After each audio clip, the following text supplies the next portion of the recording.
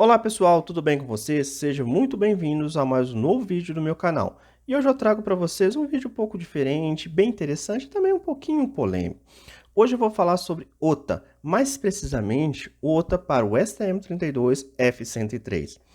Normalmente o que se vê na internet é o OTA para o ESP8266 ou para o ESP32 e até mesmo para alguns microcontroladores mais novos no mercado. Porém, vou trazer aqui nesse vídeo para um microcontrolador totalmente diferente. Vocês devem estar se perguntando por que fazer isso com esse tipo de microcontrolador. O motivo é bastante simples.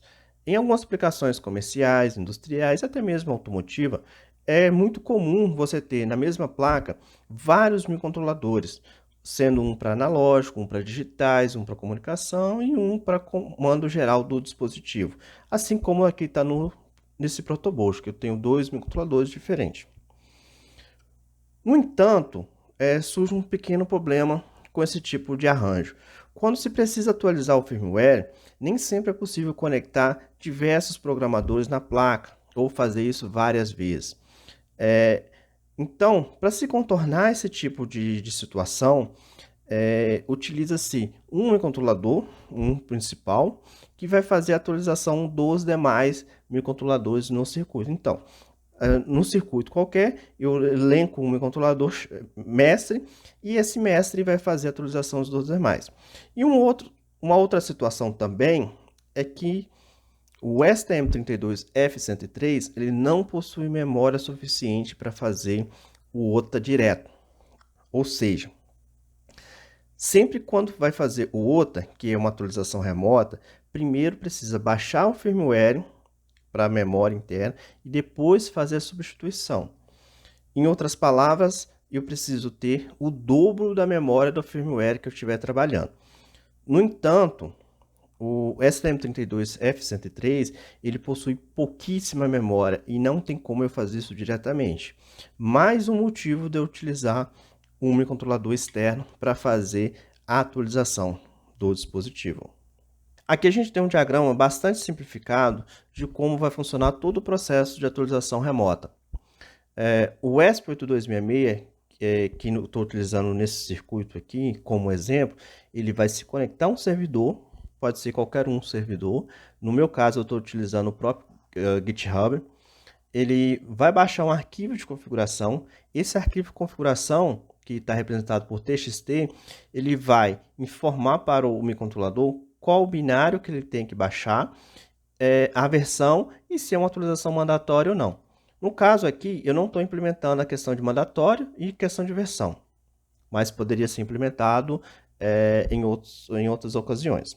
Quando eu aperto o botão, o ESP entende que vai fazer uma atualização. Então, ele pega as informações do binário, baixa o binário para sua memória e depois executa uma atualização no STM32F103 através de uma conexão serial simples. Terminado o processo de atualização, o ESP limpa a memória e volta a executar a sua função principal, que pode ser utilizada para outras funções no circuito. Não precisa ser necessariamente dedicado para fazer atualização. Eu posso usar uma função à parte no ESP para fazer esse processo. Eu não preciso dedicar ele completamente para esse tipo de função. Bom, agora a gente vai dar uma passada no código.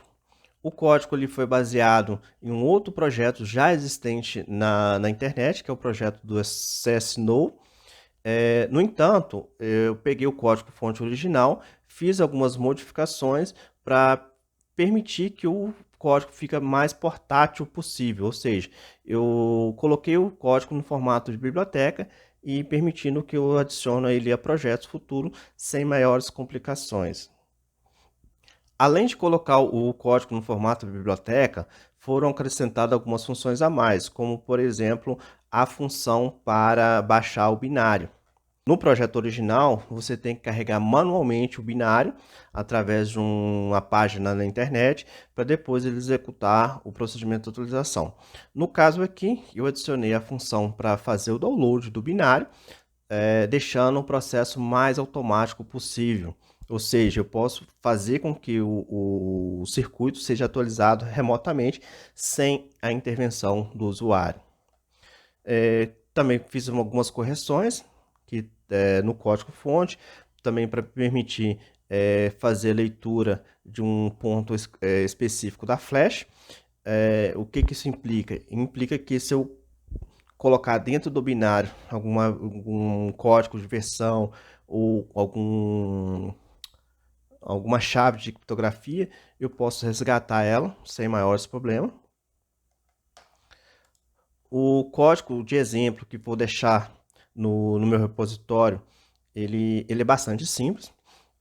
Tem algumas funções que foram adicionadas, por exemplo, Wi-Fi Connect. Esse Wi-Fi Connect, ele força uma conexão Wi-Fi para não dar uma falsa conexão. Então, enquanto não tiver a conexão toda ok, ele não prossegue com a inicialização do circuito. Isso é bastante interessante, esse tipo de implementação. Uma função para checar se existe atualização. O setup não tem nada demais. No caso aqui eu estou usando aqui duas seriais. Uma serial para o debug e uma serial normal que vai fazer o processo. O processo de loop também não tem nenhum segredo. Temos aqui a função STM32Update, que é a função que vai fazer o procedimento de atualização. Nada assim demais. Aqui no repositório vai estar tudo explicado, passo a passo, para vocês acompanhar. Está tudo detalhado, procurei deixar o mais detalhado possível. Inclusive esse aqui é o circuito que eu estou utilizando para fazer a demonstração, que tem aqui o ESP8266, o STM32 e um adaptador USB serial, que é apenas para debug. Esse adaptador ele serve só para ver como o circuito está se comportando. Ele não tem função principal nesse projeto, apenas para ver como está tudo ocorrendo. RX-TX, uma linha de reset e uma linha de seleção de boot.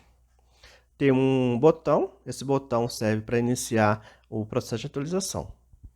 Nada demais, nenhuma coisa fora do normal.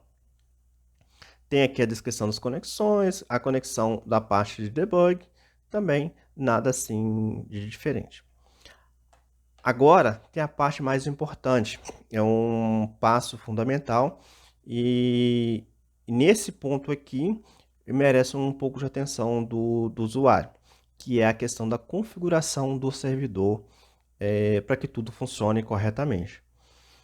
A primeira coisa que você tem que fazer é o upload dos arquivos binários, ou seja, vocês vão colocar os arquivos binários no servidor.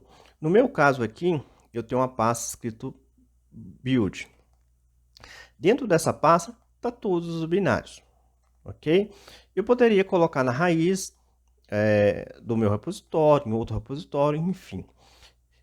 Não importa. O importante é os arquivos binários, eles têm que estar no servidor e além de estar no servidor, ele tem que ter o acesso direto. O que seria o acesso direto? O acesso direto é o meu computador consegue acessar eles diretamente, sem ter que inserir senha, sem ter que fazer verificação de segurança, nada disso. Ele tem que acessar o arquivo diretamente. Depois de colocados os arquivos no servidor, o segundo passo, que é a criação do arquivo de atualização. O que seria o arquivo de atualização? Vamos lá dentro do repositório. Vou aqui abrir uma nova aba para ficar mais simples. Esse aqui é o arquivo de configuração, que no meu caso chama-se link update. O link update, ou o arquivo de configuração, ele contém as informações que o ESP8266 vai utilizar para fazer o procedimento de atualização. Que no caso aqui a gente tem dentro do arquivo um JSON e as variáveis link, que contém o endereço do binário. Aqui a gente tem uma variável chamada mandatória, que se implementasse, que no caso desse circuito não está implementado, para verificar se é uma atualização mandatória, obrigatória ou não, se é uma atualização opcional. e SW, que seria a questão de versão, que é para controle de versão, que também não foi implementado nessa demonstração, justamente para torná-la mais simples de entendimento.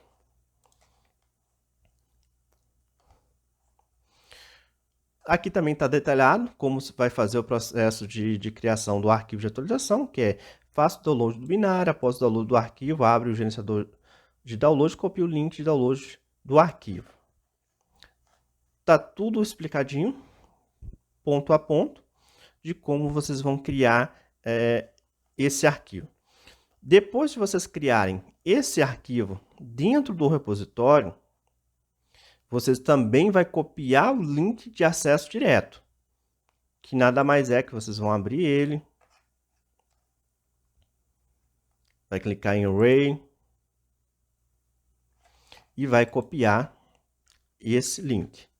Quando vocês copiarem esse link, vocês vão lá no Sketch e vai colocar na variável link update, ok? Pronto. O arquivo de configuração foi criado. E aqui também tem explicado como vai configurar a IDE no Arduino, que no caso a constante SSID é sua rede, password é a senha de sua rede, e link update é o link do arquivo que está no repositório. Aqui o diagrama que eu utilizei. Agora eu vou mostrar como tudo isso funciona na prática, como o procedimento de atualização funciona na prática. Eu tenho aqui um terminal que vai acessar a serial e eu vou dar um reset no ESP 8266. Note que já tem informação na tela. Esses 3 pontinhos aqui é o meu controlador tentando a conexão com a rede Wi-Fi, o IP de conexão, e aqui é o objeto JSON que está salvo lá no servidor. Tá? Vamos pegar aqui, ó.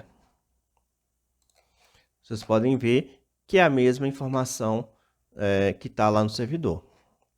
Isso daqui é apenas o link do binário e fim da inicialização.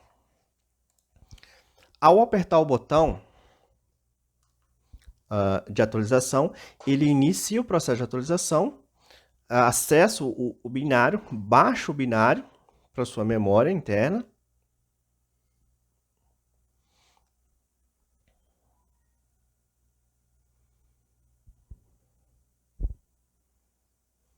Após concluído o processo, ele dá a informação, atualização, update ok,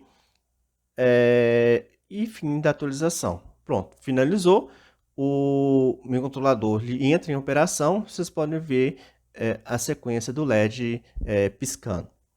Agora eu vou mostrar para vocês como funciona para vocês alterarem o arquivo de programação para que ele atualize com outro binário. Vocês vão lá no repositório, abre o link update, que é o arquivo de configuração, e edita o arquivo. No caso aqui, eu sei que o próximo arquivo é o Blink 2. Eu vou dar um commit. Ok. Ok. Tá? Um detalhe muito importante nesse processo. Vou voltar lá na pasta contendo os binários. Eu vou falar aqui uma boa prática que deve ser seguida. Pode ser com esse projeto, pode ser com outros projetos, enfim. Sempre que tiverem uma atualização nova ou quiserem alterar o firmware, jamais substitua o firmware anterior. Por exemplo, eu tinha o Blink 1. Suponhamos que eu atualizei, eu quero atualizar para Blink 2. Jamais remova o Blink 1. Essa é uma boa prática que deve ser seguida pelo seguinte fato. Nem sempre a gente vai ter todas as placas no mesmo nível de hardware. Por exemplo, suponhamos que eu desenvolvo um projeto e ao longo do tempo esse projeto tenha algumas modificações de hardware e, consequentemente, algumas modificações de firmware. Se eu simplesmente substituir o arquivo para uma versão mais nova e essa versão não for compatível com os hardwares antigos, eu vou ter um problema. Além do fato de que, suponhamos que a atualização nova tenha um problema e eu preciso voltar, eu vou ter um problema todo no processo. Então, é uma boa prática de você não substituir o arquivo, e sim adicionar um novo arquivo. E mesmo assim, adicione um arquivo com um nome diferente do anterior. Não simplesmente venha cá e altere Blink 1, apague ele, carregue novamente o Blink 1, porque isso pode gerar um problema de atualização. Tá?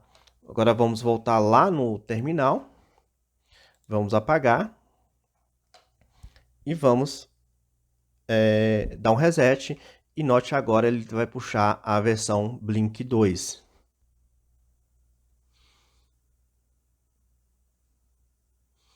Note que aqui ele já puxou a informação do Blink 2.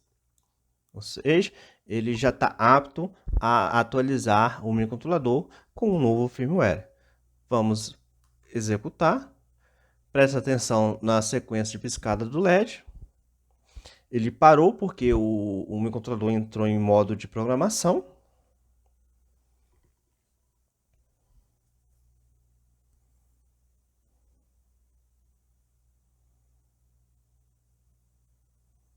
Note agora que o LED piscou diferente, ou seja, temos um firmware diferente instalado na flash do STM32.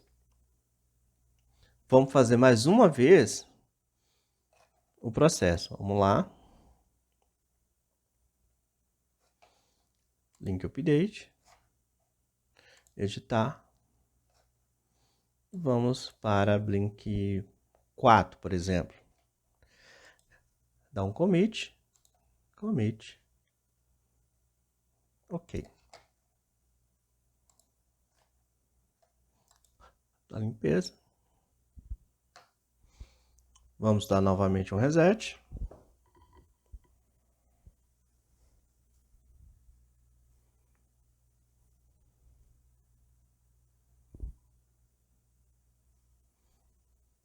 Note aqui também, ele baixou agora o Blink 4, então ele já está apto a gravar um novo firmware. Iniciar o processo de atualização, o LED apaga.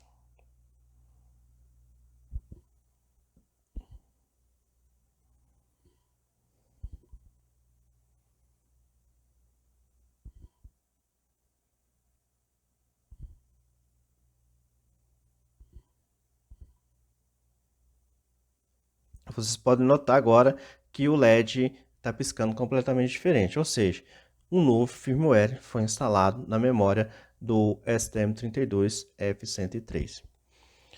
A parte polêmica que eu mencionei no início do vídeo está simplesmente na questão da criptografia dos dados, ou seja, na segurança dos dados do processo de atualização. Por que eu estou falando isso? Porque nesse caso aqui, o ESP 8266 ele vai executar qualquer arquivo que esteja disponível no servidor. Ele não consegue ainda fazer uma checagem de segurança no firmware. Ou seja, se tiver um firmware incorreto no servidor, ele vai baixar esse firmware incorreto e vai executar no STM32. Nesse caso, é importante manter todo o processo de maneira segura, fazer um controle rígido em cima do arquivo de atualização, para evitar que o microcontrolador baixe um firmware incompatível ou baixe alguma coisa que foi alterada. Esse é o ponto falho do processo de atualização e que ainda precisa ser melhorado. Futuramente eu vou fazer algumas modificações em cima desse projeto para atender novos projetos, então eu vou fazer algumas implementações de segurança para cobrir essas brechas.